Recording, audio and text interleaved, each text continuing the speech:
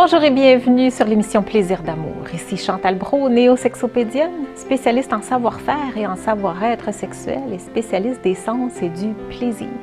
Aujourd'hui, on parle de mettre de la paillette dans les yeux des couples. Et pour ce faire, j'ai invité nul autre que la spécialiste en paillettes, Mélissa Normandin-Roberge.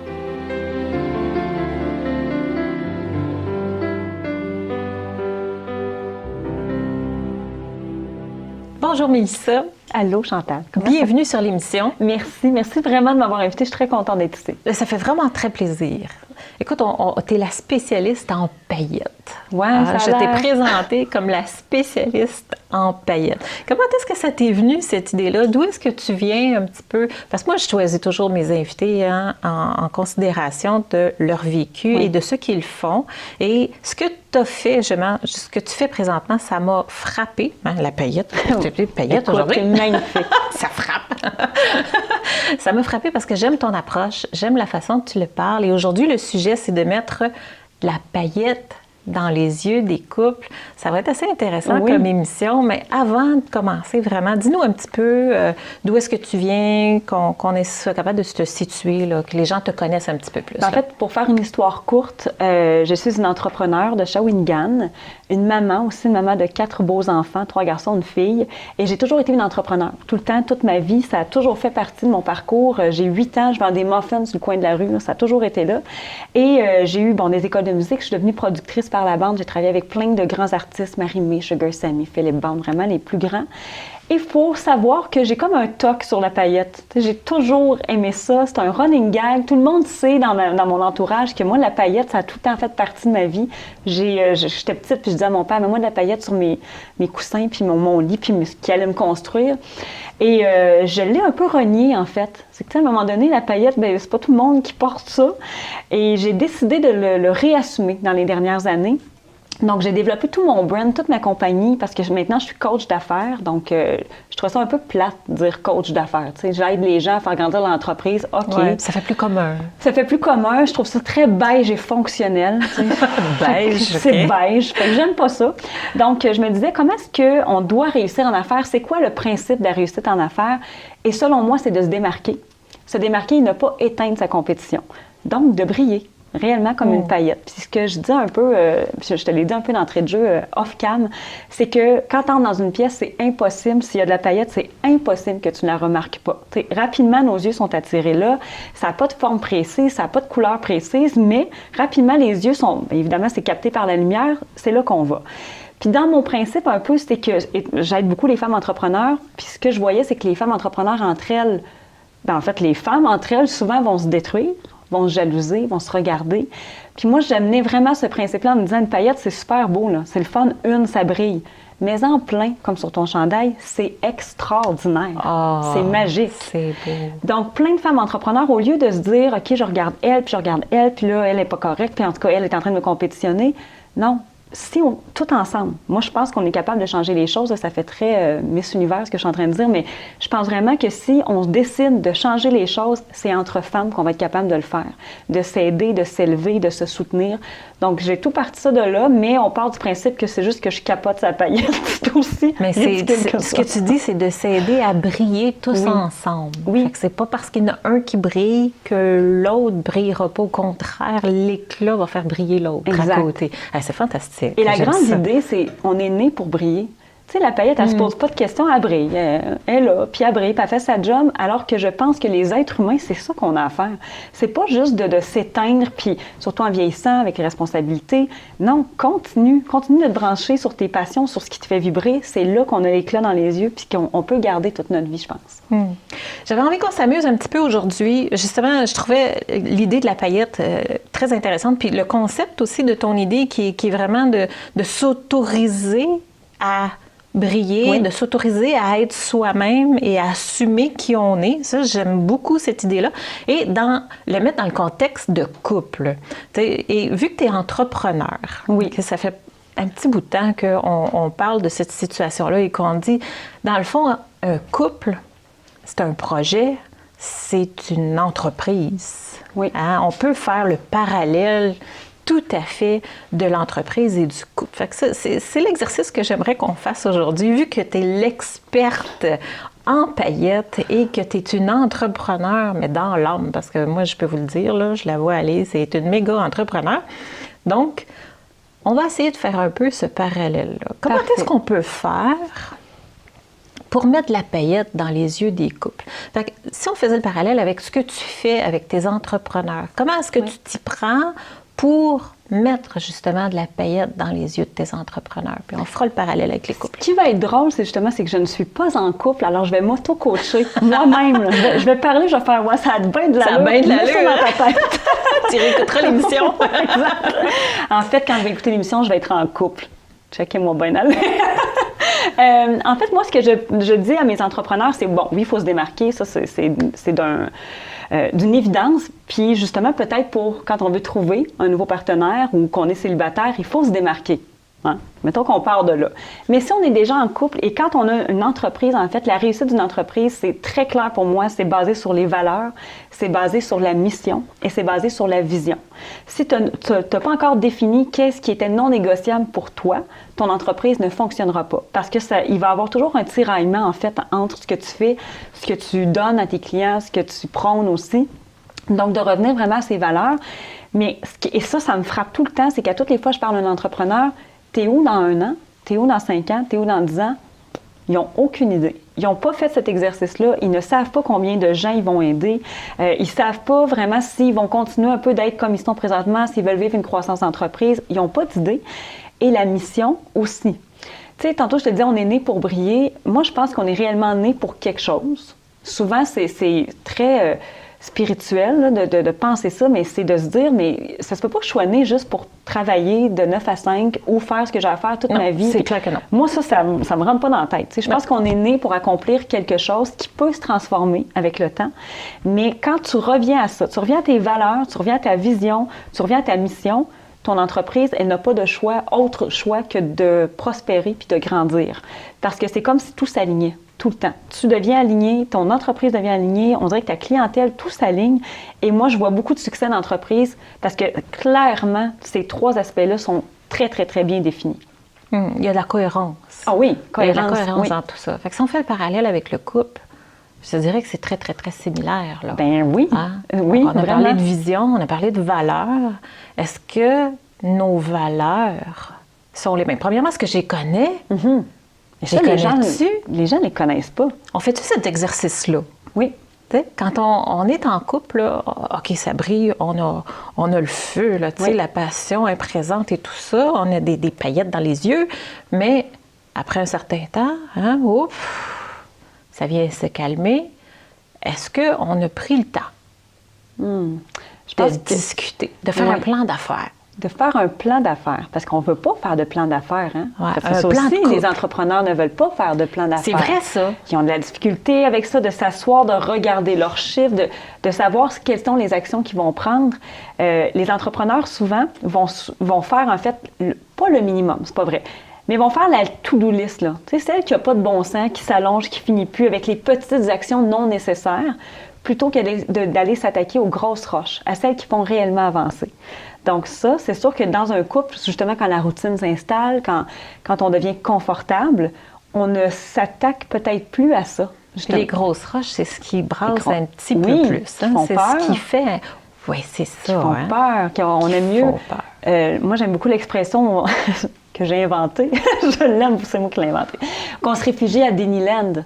C'est le fun de se réfugier à Disneyland pendant quelques jours, semaines, mais à un moment donné. À Disneyland. OK, je cherchais qu'est-ce que c'est ça, cette Disneyland, c'est comme Walt Disney, mais dans le déni. C'est que ça te rattrape. Ça te rattrape. À un moment donné, il faut que tu sortes. C'est comme Walt Disney. Il faut que tu en sortes un jour. Et on veut faire beaucoup de déni là-dessus. Puis je pense que quand on revient à ces... En fait, c'est de revenir à ses fondamentaux. Et c'est d'y revenir souvent. Parce que l'être humain change. Oui. Après, les valeurs aussi, hein, quelque part, c'est muable dans le temps. Hein. Qu'est-ce qui fait qu'un couple s'éloigne? Puis là, je parle en toute connaissance de cause parce que c'est ça qui est arrivé, moi, c'est que c'est 2 êtres humains qui, au début, étaient bien et qui, après quelques années, ont tellement changé, mais n'ont pas changé dans le même sens. Puis c'est correct aussi parce que des valeurs d'une personne ne sont pas nécessairement moins bonnes ou meilleures que l'autre, mais qui n'ont pas peut-être non plus accorder du temps à leur vision et à leur mission. On s'en va où avec ça? On s'en va où à long terme? Est-ce qu'on s'en va encore à long terme? Est-ce qu'on s'en va sur le même sens? Est-ce qu'on s'en va sur le même sens? Oui. Dans le même sentier ou si on prend des sentiers qui sont complètement différents? Oui. C'est correct aussi. Bien, je trouve ça très déculpabilisant de le voir comme ça. Je suis en train de me dire que c'est tout à fait normal, comme dans une évolution d'une entreprise. Exact. C'est normal qu'à un moment donné, une entreprise puisse prendre une autre direction parce que ses valeurs ont changé. Tout à fait. Parce que sa mission a changé ou sa vision aussi a changé. Oui. Je pense que dans le couple, c'est primordial que les deux aient la même. Mais très souvent, ce que je trouve, c'est qu'en partant, on ne l'a pas. Non. On ne l'a pas fait, cet exercice-là. Exactement comme les entrepreneurs. Tu le dis que ça arrive très, très souvent, que la procrastination, dans le fond, ça ne te tente pas de parler de ça. On ne peut pas l'aborder. C'est le même principe. Oui, je pense que oui, effectivement, parce que se projeter dans le futur, c'est un exercice qui peut être parfois déstabilisant. Moi, je suis une fille de moment présent, là, honnêtement. Je suis beaucoup dans le moment présent, puis c'est important pour moi. Au niveau de mon entreprise, par contre, j'ai vraiment une vision à long terme. Je sais pas si ça va être ça exactement, mais j'ai une aspiration, par contre, de me rendre à ce point-là. Puis je pense qu'en couple, on se laisse tellement envahir par le quotidien, par les enfants, par la job, que ça devient difficile de se projeter dans l'avenir. Puis on n'a peut-être pas envie non plus d'aller voir qu'est-ce qu'il va avoir parce que la réponse peut nous faire peur. Est-ce que cette personne-là va être encore là dans 10 ans? Bien, la réponse, c'est qu'on ne le sait pas. Mais est-ce que je vais avoir envie encore d'être avec cette personne-là dans 10 ans? Puis souvent, cette réponse-là, on ne veut peut-être pas l'avoir là maintenant. Exactement. Il y a peut-être le principe aussi, tu sais, si on fait le parallèle aussi avec l'entrepreneuriat, tu sais, je ne sais pas, si je prends un partenaire d'affaires, puis que ça fait déjà un petit bout de temps qu'on est ensemble, puis qu'on a quand même bâti quelque chose ensemble, surtout dans un couple, tu vas avoir des enfants ensemble, tu sais, il y a de l'implication, il y a des choses, là, une séparation, ça implique beaucoup de souffrance, là, tu sais, et puis à passer à travers beaucoup de deuil, de toutes sortes de choses, tu sais, fait que c'est pas nécessairement facile à vivre au quotidien, là. Non. Puis en entrepreneuriat, c'est un peu ça aussi, tu sais, t'es en affaires. Si tu vois que les visions ne sont pas sur le même sens, une séparation en affaires, c'est coûteux aussi. Oui. Là. Mais moi, je dis souvent qu'en entrepreneuriat, c'est des montagnes russes. Si tu avais voulu un parcours linéaire, mais vraiment linéaire, bien, tu es employé dans un bureau de 9 à 5 et tu fais toujours la même job et ça te convient, c'est parfait, tu as le droit. Mais en entrepreneuriat, c'est des montagnes russes, c'est des highs épouvantables où tu fais, mon Dieu, je suis capable de conquérir le monde. Puis le lendemain, tu t'effondres, tu ne sais pas pourquoi, mais tu es à terre, tu pleures et tu remontes. Et le couple, c'est aussi ça. Le couple de penser que ça va être... En fait, moi, ce qui vient me chercher, Chantal, c'est justement les relations de couple qui font comme... Bon, on est ensemble, là, puis c'est tout. On le voit qu'il n'y a plus de passion, qu'il n'y a plus d'amour, qu'on est ensemble parce que c'est fonctionnel. Ça fonctionne, on a les mêmes amis, puis on a les mêmes habitudes depuis tout le temps, puis on fait la même chose. Mais je ne peux pas croire que c'est ça. Non, ça, c'est une base de sécurité et non d'inconfort. On ne va pas sortir. Mais je te dirais qu'on meurt aussi à quelque part là-dedans. Là. Complètement. Complètement. C'est ça. C'est pas vivant. Non. C'est sur le neutre pour pas trop aller brasser justement ce qui pourrait faire mal. Ce qui pourrait arriver. Oui, c'est ça. Et je pense que quand on accepte peut-être que oui, ta relation de couple, qui pourrait être vraiment à long terme, mais je pense que le long terme va impliquer ces montagnes russes-là, parce qu'il y a des jours que oui, ça va être extraordinaire et parfait. Puis après ça, tu as 3 enfants à gérer, puis c'est un peu le bordel dans ta vie. Donc là, tu es vraiment dans une pente descendante et ça remonte. Puis moi, j'ai la chance d'avoir des parents qui sont amoureux depuis toute leur vie. Et des parents très cool, très de leur temps, en fait, et qui s'aiment encore comme au premier jour. Mon père répète à ma mère, je pense, 100 000 fois par jour qu'il la trouve belle. Il rit de toutes ses jokes alors qu'elle n'est pas très drôle. On va être honnête. Mais ils ont passé par des montagnes russes. Oui. C'est fou. T'sais, moi, j'ai vu mes parents en crise des fois, que c'était sur le bord de péter. Mais vivant. Mais vivant. C'est ça. Et ils ont toujours... En fait, ils savaient que quand ils commençaient à faire un certain éloignement, ils revenaient à qu'est-ce qui est important pour nous. C'est quoi? Qu'est-ce qui est important pour toi? Qu'est-ce qui est important pour moi? Puis où est-ce qu'on se voit? Puis c'est des gens, c'est ça, qui sont en amour depuis leur adolescence. Fait que je me disais, c'est le meeting, là. C'est le meeting qui est important. Là. Et qui se sont aidés dans le sens qu'ils sont allés consulter quand ils sont arrivés en période de crise. C'est ça. Mais d'accepter ça, c'est que ta relation de couple, ça va être probablement une montagne russe. Probablement. Elle sera pas... Puis c'est comme ça, en tout cas pour moi, pose-toi des questions. Je peux pas croire. En amitié, on n'accepterait pas ça. dans notre vie personnelle, on accepte, pour moi en tout cas, vraiment, là, je n'accepte pas ça. Tu sais, quand j'élève mes enfants, ce n'est jamais comme ça. C'est une journée là, puis l'autre journée, c'est épouvantable. L'équilibre, selon moi, n'existe pas. Oui, mais c'est parce que c'est l'émotion. Exact. L'émotion n'est jamais sur le neutre. Non. Tu sais, t'es en dents de scie, hein? T'es Il y a en toutes dents de sortes scie. d'émotions. Fait que c'est parfait. Oui. Il faut gérer ça de cette façon-là. Puis c'est Oui. ce qui veut du croustillant dans la vie aussi. Ben, Sinon, ça semble. serait platonique. Ça serait plate. On continue à s'amuser, OK? On Oui, continue à rester s'il vous dans le plaît. parallèle. Pas le beige et le fonctionnel, ça vient vraiment me chercher. Tu sais, c'est fonctionnel. Ça va bien, ouais, ça va, c'est fonctionnel. Fonctionnel. J'en ai fait des t-shirts, hein. Je suis toute sauf fonctionnelle. Tout sauf fonctionnel.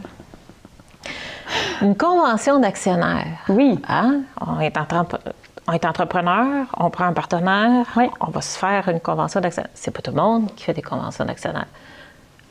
Dans le couple, on pourrait comparer ça aussi à un contrat de mariage. Oui. Ou une entente un contrat d'entente, finalement, entre les deux partenaires. Tu sais, qu'est-ce qu'on s'entend, qu'est-ce qu'on fait. J'en connais des couples qui font ça tous les ans, eux autres. Au 1er janvier, ils s'assoient, là, puis ils disent, bon, mais là, pour cette année, là, l'année passée, c'est passé telle chose, ça, ben, pour moi, là, ça, j'en veux plus. Qu'est-ce qu'on prévoit pour l'année prochaine? Les prévisions, c'est comme s'ils refaisaient le plan d'affaires un peu à tous les ans. Mm-hmm. C'était assez original. J'ai trouvé ça quand même assez original.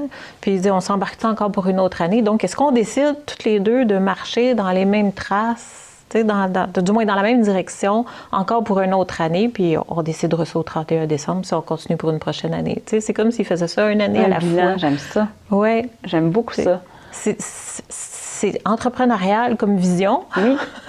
mais ça reste que, tu sais, c'est très comparable. C'est un projet. Oui, bien en fait, moi je pense que tout se dit. Puis j'ai un langage un peu coloré, puis je suis un peu colorée comme fille, je ne sais pas si tu l'avais remarqué, mais je pense que tout se dit de la bonne façon. Il ne faut pas se censurer. Puis, Seigneur, qu'on se censure tout le temps. On se censure parce qu'on a peur de blesser l'autre, puis on se censure parce qu'on a peur de ne pas répondre aux attentes. Quand, au lieu de se dire ça, mais c'est, écoute, voici la game, quelle est la tienne, puis on n'est pas plus... moi, j'admire les hommes pour ça. Hein. On n'est pas plus perdant de faire ça. Tu sais, les gars vont se dire, par exemple, s'il arrive un conflit, là, la majorité des hommes vont tous se dire... encaisse ça, là, puis je te reviens, puis finalement, ils reviennent et tout est correct. En gars. En gars. C'est plus dur entre hommes-femmes. Oui, exact. Oui. Parce que je pense que les filles, on a un peu de misère avec ça. Parce que là, on va peut-être entendre un mot de travers, puis là, on va le prendre personnel, puis on va le ruminer. Puis... Je ne sais pas que toutes les filles sont comme ça, mais je pense qu'il y a beaucoup de ça.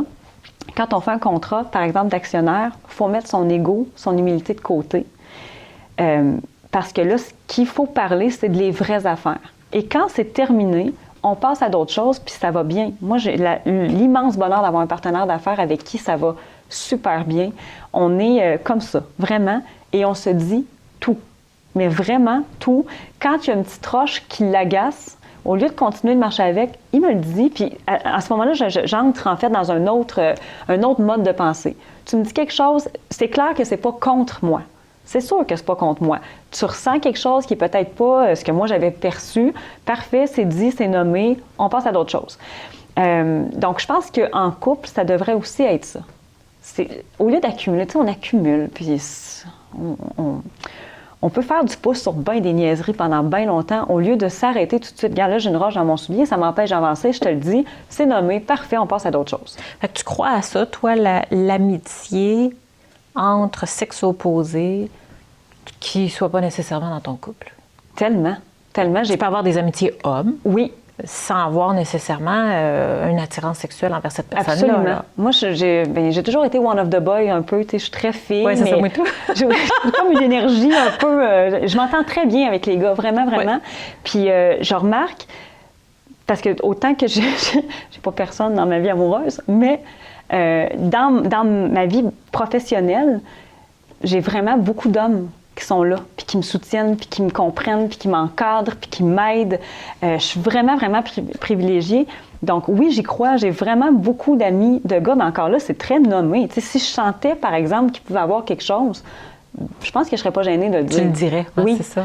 Mais je choisis aussi mes amitiés. Tu sais, si je vois qu'il peut avoir peut-être quelque chose, je ne suis pas certaine que j'irai dans cette direction-là, parce que pour moi, c'est très clair. Ça m'a, oui, parfois joué des tours. Je me suis soit laissé prendre au jeu ou je me suis fait prendre au jeu. Mais encore là, tout se dit. Oui, c'est beaucoup une question d'intention aussi. Oui, absolument. Absolument. Là où je veux t'emmener avec cette question-là, c'est, parlons toujours d'entrepreneuriat, OK, la position face à la concurrence. En entreprise, explique-nous comment est-ce qu'on fait pour se positionner face à la concurrence. Je ne crois pas tant à la concurrence et la compétition. Moi, je pense, et c'est drôle parce que mon partenaire d'affaires, au départ, si on regarde ça sur papier, c'est mon compétiteur direct. Et on en a fait une affiliation. On a vraiment fait, OK, toi, tu as ces forces-là, moi, j'ai ces forces-là, on va les unir, puis on va être dans le marché d'une façon plus forte. La compétition, et je reviens à mon principe de paillette, là, ce qui fait que tu es unique, ce qui fait que tu brilles, c'est que tu as quelque chose de différent de l'autre. Et ta clientèle va connecter avec toi, selon ce que tu vas avoir de différent, et l'autre clientèle va connecter avec l'autre, puis c'est correct aussi, tu ne la veux pas, cette clientèle-là. Ça veut dire qu'elle ne fit pas parfaitement avec toi. Donc, au niveau de l'entrepreneuriat, la concurrence, pour moi, n'existe pas. Je m'en inspire. Les gens que je vois qui réussissent et qui sont un peu dans le même domaine que moi, si ça vient me titiller au début, c'est clair que c'est parce que j'ai une jalousie. C'est clair, puis je vais aller creuser, je vais aller voir pourquoi. J'aime ça, avance ça. Parce que tu vois, le parallèle que je veux faire avec ça, c'est justement la fidélité. Oui! La fidélité dans le couple. Oui. Parce que c'est de la concurrence. Complètement. Puis ce que tu dis, moi, j'embrasse ça, là. Je suis d'accord avec ce que tu dis. C'est la définition, hein? Oui. La définition de la fidélité, elle est très, très, très, très large. Ouais. Puis, notre position face à la concurrence en entreprise, on la définit dans un plan d'affaires. Oui. Dans un couple, est-ce qu'on la définit? Ah oui. Comment est-ce qu'on définit ça? On le dit. Qu'est-ce qui est acceptable pour moi, puis qu'est-ce qui ne l'est pas? Bien, on le dit-tu? Ah oui, on le dit. On le dit, puis on le nomme, puis on le répète, et on fait confiance. Dans le sens où, si jamais tu pars avec une autre, c'est clair que ça va m'arracher le cœur, très fort probablement. Maintenant, moi, c'est à moi de comprendre que tu fites mieux avec elle. Parfait, vas-y. C'est ça que tu veux? Parfait. Mais je pense que c'est au niveau de faire confiance. Et surtout, c'est un niveau de courage qu'il faut avoir de le nommer, mais un niveau de courage à l'inverse aussi. Moi, je me dis tout le temps, si tu penses tromper quelqu'un, va-t'en. Fais juste t'en aller. Ça n'a pas de bon sens qu'on reste dans une dynamique comme ça puis qu'on joue à un jeu de cachette. Pour moi, ça fait... En tout cas, c'est pas dans mes valeurs. Pas du tout, pas du tout. Mais la fidélité, c'est... Oui, il faut que ça soit nommé. C'est quoi mes limites? C'est quoi tes limites? Mais surtout, puis encore là, je pense que c'est beaucoup une question d'estime de soi puis de confiance en soi, tout d'abord. C'est que si je suis assez forte pour te le nommer, je suis assez forte pour te dire qu'est-ce qui peut me déranger, mais quand je suis assez forte aussi pour te faire confiance. Si tu regardes une fille puis que ça me dérange, il est où le problème? Je pense que le problème vient de moi. Si tu couches avec, le problème n'est peut-être pas de moi. Il est peut-être plus de toi qui n'a pas eu le courage et de mettre tes culottes et de les garder ou les enlever ou peu importe. Là, mais c'est d'assumer à quelque part. C'est d'assumer. Fait que si tu vas voir l'autre côté de la barrière et que tu le caches, le fait de le cacher, c'est parce que tu n'assumes pas ce que tu fais. Exactement. Fait que dans le fond, c'est un peu ça que tu dis. Oui. C'est de dire tout se dit. Tout se dit, dès le départ. Si c'est ce que tu veux faire, il faut que tu risques que ce que tu vas dire ou ton besoin passera peut-être pas sur l'autre côté. Tu as un choix. Puis encore là, c'est un niveau de, je pense, de conscience qu'on nous enseigne peut-être pas, pas la fidélité, mais encore là, c'est de s'assumer. Assume tes choix, assume ta responsabilité, assume ce que tu fais, et après ça, tu vas être capable peut-être d'être plus en cohérence avec toute ta vie au complet. Parce que quelqu'un qui trompe, ça ne veut pas dire que tout était... tout est de la faute de celui qui trompe. C'est pas ça que je dis du tout, mais... Si tu as pris cette avenue-là, c'est qu'à quelque part, tu ne t'es pas assumé. Et que tu as laissé aller une situation qui était peut-être pas correcte pour toi non plus. Et à l'inverse, c'est la même chose. La fille ou le garçon qui subit une infidélité, c'est clair que c'est pas ça qu'on veut. Mais mettons qu'on prenne responsabilité. Est-ce que j'aurais pu faire quelque chose? Est-ce que j'aurais pu nommer? Est-ce que j'aurais pu prévenir? Peut-être que oui. Peut-être que non plus, mais je pense qu'à partir du moment où tu t'assumes, que tu as une conscience, que tu fais « voici ce que je suis, voici ce que je fais », il n'y en a pas de problème. Si on résume, on est déjà rendu à la fin. Mon Dieu, ça va vite. Oui, ça va très, très vite. Hein? Genre, on n'a pas le temps de discuter beaucoup de choses. Fait que, si on résume, qu'est-ce que tu dirais, la comparaison vraiment là, entre l'entrepreneuriat C'est tout ce que tu nous as exprimé de l'entrepreneuriat depuis le début et la relation de couple. Quelle serait la plus grande différence, selon toi, entre les deux? Je pense que c'est pas tant une différence, c'est vraiment... tout est une question de respect. Respect de tout ce que la personne est, de tout ce que l'autre personne est, de le respect de cette relation-là qui grandit et la somme des efforts, en fait, qui est fait. Parce qu'il y a ça aussi, l'entrepreneuriat et le couple, tout repose sur l'effort, selon moi. L'effort que tu as de monter cette entreprise-là, puis de la voir au plus haut sommet, puis de dire « je n'abandonnerai pas tant aussi longtemps que je ne la rends pas là ». Et ton couple, c'est la même chose. Est-ce qu'au bout de ce sommet-là, on a fait le tour? Au niveau de la business, ça se peut, hein, qu'une business, au bout de 10-15 ans, on n'ait plus envie de la porter. C'est OK. Même chose pour le couple. Donc, cet effort-là, puis de revenir à ses bases, à toutes les fois. Et tous mes coachings d'affaires, pour moi, c'est basé là-dessus. J'aurais beau t'enseigner toutes les stratégies marketing, j'aurais beau t'enseigner tout ce qu'il y a à savoir au niveau de l'entrepreneuriat, si tu ne reviens pas souvent à tes bases, à tes valeurs, ta vision, ta mission, tu n'iras pas loin. Ton couple, c'est la même chose. Tu auras beau savoir qu'est-ce que tel psy a dit sur telle chose, puis d'essayer de comprendre l'homme. Si tu ne reviens pas à ce que toi, tu veux, concrètement, puis que vous n'ayez pas cette discussion-là ensemble, ça se peut que ça soit fonctionnel pendant longtemps. Donc, tu as une chose à retenir, se parler. Se parler. Beaucoup. Puis remettre le plaisir. Remettre la paillette là-dedans. Remettre ça peut-tu être le fun? Notre entreprise peut être le fun, mais notre couple... S'assurer qu'on brille toujours dans cet espace. Oui, que ce soit le fun, que ce soit... Oui. Pour moi, la vie, c'est une célébration. Donc, ton couple fait partie de ta vie. Il faut que ce soit une célébration. Écoute, Mélissa, c'était super. C'est fini. Mais oui, c'est fini. C'est fantastique. Fait que sur ce, j'espère que vous avez aimé l'émission et on se revoit dans une prochaine émission. Bye tout le monde. Bye. Merci Chantal. C'est qu'une femme qui s'assume dans sa féminité, dans sa sexualité, ça dérange et ça fait peur.